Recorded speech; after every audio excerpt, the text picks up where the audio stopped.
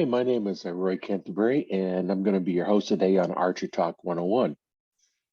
And if you've watching the podcast, you'll see I've got a little bit of a change here. It used to say Beginner's Guide to Archery, but I'm kind of changing the format here just a little bit. It's going to be your guide to better archery skills, which is still dealing with your uh, beginners, but also we're going to be helping everybody else that needs it. So today, what we're going to learn is how to know if your bow is set up correctly and how to set it up. That's one of the first things you want to look at to see how you're doing. If your bow's not set up right, it's going to make it a little more challenging when you're shooting. So now we're going to start off with a little bit of the recurve. Now that's going to be a little more challenging because your arrow is in contact with your bow at all times. So the setting up's going to go a little bit more challenging. A lot of them will start off with just a bare shaft to get you basic going, and then shoot fletched ones. And you're going to use feathers on your recurves exclusively because they do hit your riser at each time they shoot, and feathers will fold out of the way better than the plastic ones, and you don't get good flight with your plastic vanes. So those you're going to use that. The next one, very simple one, is going to be your crossbow.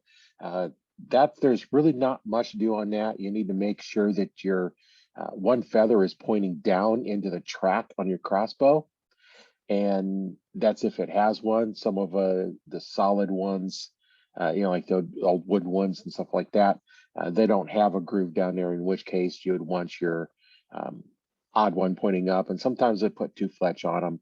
But those, the more modern ones with the groove in the middle, you want that fletching to point down, and then make sure it goes all the way back against your string and the retaining clip is holding it.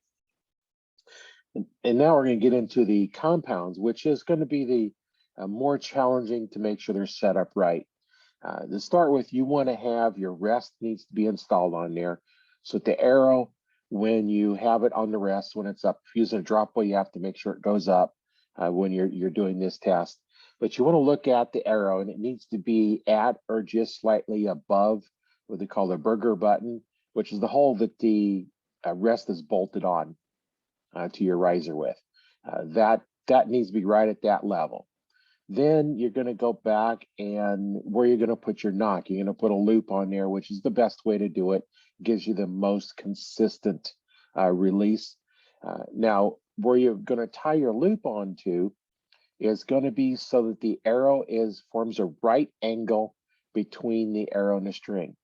Now, when I'm setting up, I will use a couple levels, and I'll put the bow in the press and put a level on the string, and then make sure it's plumb, so it's going straight up and down, and then put a level on the arrow, and then that needs to be sitting level, and that gives you a right angle. Your paper tuning doesn't really give you this. You're going to play around. You might eventually get it, but it's easier just set it up correctly to start with. So now you've got your nock point. You've got the arrow where it's supposed to be.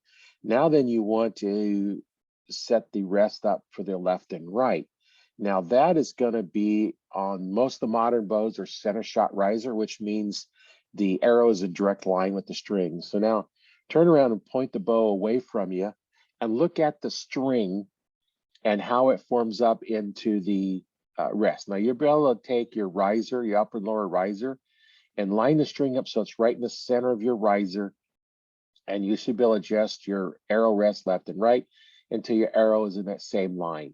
So now that's setting your center shot. You don't have to worry about making a lot of adjustments there. But like I said, just take a look at the string. You want it to be split right in the middle of your upper riser and your lower riser, and then line all that up. And now that's got your left and right. And now when you put your sight on, all you need to do is adjust your pins left and right, and so they're all in that same line, because you're going to put a peep in the string, and you're going to look through the center of the string. So then you're looking straight down the arrow, straight down your sights. Now your left and right is going to be really close to being on. You might have to do a little bit of tweaking here and there, just a little bit, but that's going to get you real close to in the ballpark. So you're at 20 yards, at least your left and right on your target. Now, as far as elevation, that's just kind of, I'd set the sight in the middle and start from there just to give you a little sight, to go. Now, as far as your draw length, we went through earlier on how to measure your draw length. You get your draw length. Now, how do you check to make sure that is really the draw length you want? Well, when you're holding the bow at full draw, with your arms slightly bent, your shoulder down with the proper grip. Now looking from behind, now you won't be able to do this yourself, so you have to have somebody else do it for you. But look at your elbow. Where is your elbow in relationship to the tip of the arrow? You should be able to draw a straight line from your elbow through your hand, through the string, through the tip of the arrow. That should be in a straight line. If it's pointing off away from you, then your draw length is too short. You need to lengthen it up a little bit.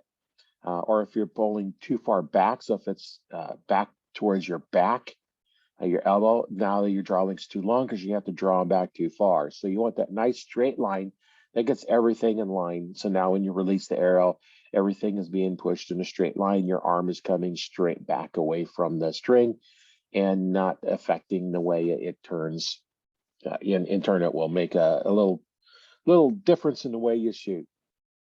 And then you have your release technique. And I went over a little bit of that earlier, but you want to make sure you're not pulling the trigger because that affects everything else works. So use your back muscles to actually use the firing technique. That's called back tension release. That is basically how you're going to determine whether or not your bow is set up correctly. If you want to go into a little more detail, there's the Archery Talk 101 Facebook group, which is a good place to go in. You can post pictures and videos of you shooting, and we can we can critique it and let you know what you need to adjust on there. There's a lot of experience out there. Myself, I've had over 25 years in instructing archers, and I can generally pick up a lot of things that you can improve on with just a few little things. So that's basically how you're going to set up your bow. So let's get some videos made of your shooting and let's get them reviewed. I'll put a link in the description below on how to get to that group, but it's the Facebook group Archery Talk 101, and we'll get in there and take a look at your form. So don't forget to watch this video again, or this audio again, and listen to it. I guess you can't watch it. I'm creating a video of it that I'll have posted like on YouTube and in the group, so you can actually watch it. But that's basically what you want to do to setting up your bow. Any questions? Leave comments below, and we can get them answered for you. Once again, my name is Roy Canterbury, and this has been Archery Talk 101.